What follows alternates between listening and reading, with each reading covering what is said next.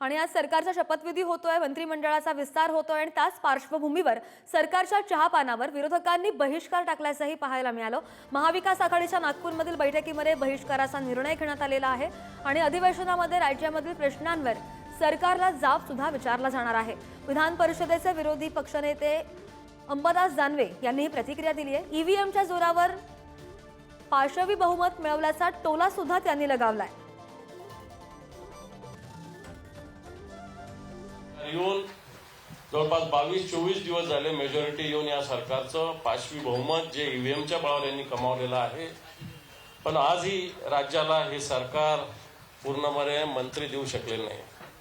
जे राज्य विकासाच्या दृष्टीनं पहिल्या क्रमांकावरून 11व्या क्रमांकावर गेलेलं आहे, अशा या सरकारच्या चहापानावर बहिष्कार घालत असताना मला असं वाटतं आम्ही येणाऱ्या या अधिवेशनामध्ये या सरकारला निश्चित जनतेच्या दृष्टीनं, या महाराष्ट्राच्या हिताच्या दृष्टीनं जबाब विचारल्याशिवाय राहणार नाही आणि म्हणून चहापानावर बहिष्कार घालण्याचा निर्णय आम्ही घेतलेला आहे। सरकारच्या चहापानाच्या कार्यक्रमावर पुन्हा एकदा विरोधी पक्षांनी बहिष्कार टाकलेला पाहायला भेटत आहे।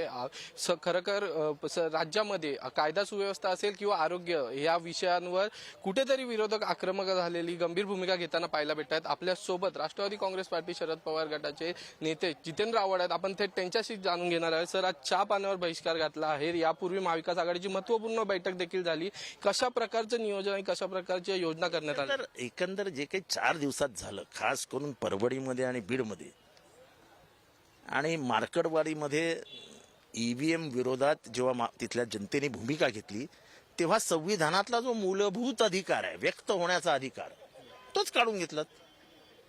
जेव्हा मला एखाद्या गोष्टीविरुद्ध व्यक्त व्हायचं आहे, ते मला संविधानाने दिलेला अधिकार आहे, ते मला व्यक्तही होऊ देत नाही। निवडणूक जुमला होता का असं वाटतंय? कळेल ना, ते एखाद्या महिन्यात स्पष्ट होईल, आमच्या बहिणींनाही कळेल। त्यामुळे आम्ही न बोलता बहिणीच बोलतील आता। सर, आपण राष्ट्रवादी एक होती तेव्हापासून आता राष्ट्रवादीचे 2 गट झाले, मात्र एक होतात तेव्हापासून हात सत्तेत हात विरोधात, मात्र आता जे ज्येष्ठ राष्ट्रवादी काँग्रेसचे नेते होते त्यांना कुठेतरी बाजूला ठेवल्याचं चित्र पाहायला भेटतंय। मंत्रिमंडळात नव्याने आलेल्या आमदारांना संधी दिली जाते। मी मंत्रिमंडळात कोण आहेत नाही आहेत ह्याचा मला कुठलाही म्हणजे कुठल्याच प्रकारची माहिती नाहीत। माझे एक मित्र मंत्रिमंडळात गेलेत, त्यांच्याशी फक्त माझं बोलणं झालं, त्यांना मी शुभेच्छा दिल्या, बाकी मला मंत्रिमंडळात कोण आहे हे माहीत पण नाही। खरंतर सत्ताधारी हे किती जागृत आहेत हे देखील ते या येणाऱ्या अधिवेशनामध्ये पाहणार आहेत। व्हिडिओ जर्नलिस्ट विकाससह चेतन सावंत, पुढारी न्यूज, नागपूर।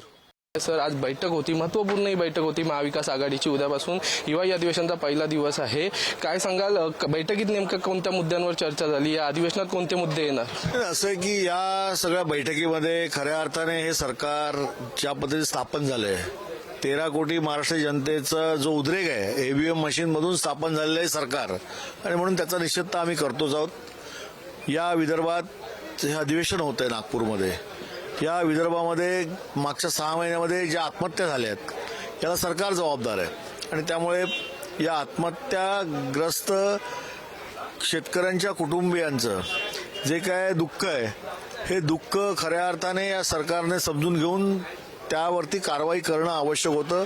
ते न केल्यामुळे त्याचा आम्ही निषेध करतो। महाराष्ट्रामध्ये कायदा सुव्यवस्थेचा प्रश्न आहे, बीडमध्ये सरपंचाची हत्या झाली ज्या क्रूरतेने, त्याच्यामध्ये राजकीय ज्याचे संबंध आहेत अशा मंडळींची नावं या सगळ्या प्रकरणात येत आहेत, त्यामुळे त्याचाही निषेध करतोय। परभणीमध्ये एक आंदोलन करत असताना त्या आंदोलकाला पकडून त्याच्यावरती पोलिसांनी ज्या पद्धतीने अत्याचार करून त्याला मृत्यू आला, आणि खऱ्या अर्थाने संविधानासाठी लढणाऱ्या एका योद्ध्याचं त्या ठिकाणी पोलिसांकडून हत्या केली गेली, हे दुर्दैवी आहे। महाराष्ट्रामध्ये ड्रग्स ज्या पद्धतीने त्याची विक्री होते, सेवन केलं जातंय, पोलीस आणि राज्यकर्ते कारवाई करतो एवढंच सांगतायत, परंतु त्याच्यावर कुठची कारवाई होत नाही आणि एक तरुण पिढी बर्बाद होते, हे दुर्दैवी आहे। आणि मग असे अनेक मुद्दे आहेत।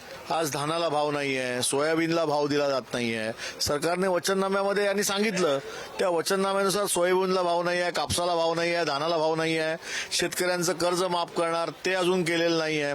अशा सगळ्या फसव्या ज्या काय गोष्टी या सरकारने सांगितल्या, त्याचा निषेध म्हणून आम्ही आज चहापाण्यावरती बहिष्कार टाकतो। दुसरा एक महत्त्वाचा प्रश्न असा आहे की आता 22 दिवस झाले, अखेर सरकार स्थापन होत आहे, मंत्रिमंडळ विस्तार होतो आहे, मात्र विरोधी पक्षाच्या संदर्भात कोणताही निर्णय झाला झालेला नाहीये. विरोधी पक्षाच्या बाबतीतचा निर्णय असा आहे की मान्य अध्यक्षांनी विरोधी पक्षाच्या सगळ्या मंडळींना बोलवायचं असतं आणि त्यानंतर एक जे नाव दिलं जाईल ते निश्चितच त्याच्यावरती अध्यक्ष महोदय निर्णय घेतील. तो अध्यक्षांचा अधिकार आहे आणि त्यामुळे अध्यक्ष महाराज जेव्हा बोलवतील तेव्हा महायुतीच्या वतीने हे नाव दिलं जाईल.